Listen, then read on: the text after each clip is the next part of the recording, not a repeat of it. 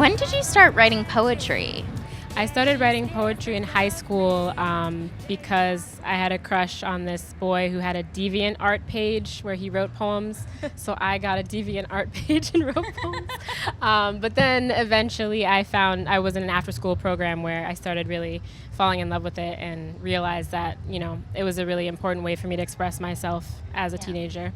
And your album is, you say that it's a lot about your complicated love with Chicago. Mm-hmm. So tell me a little bit about that.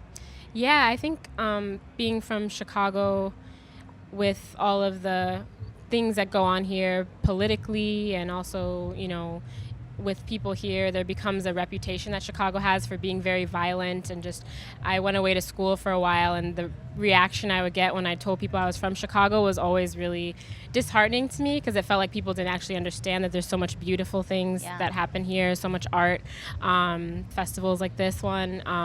And so I think for me it was complicated because I do understand that there's so many issues, but at the same time, I think more people from Chicago should be listened to as opposed to just people from outside, like putting, those kind of names and labels on what Chicago is. I mean, a lot of artists from Chicago right now are incredibly influential. Kanye, Chance the Rapper, and you were on Blessings, which is an amazing, amazing song. Thank you.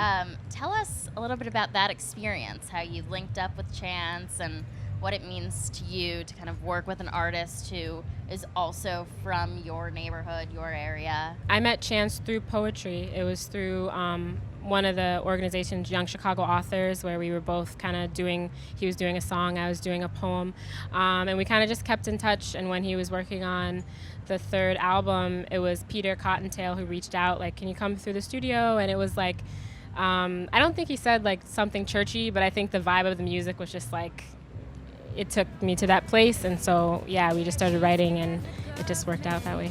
Deja vu.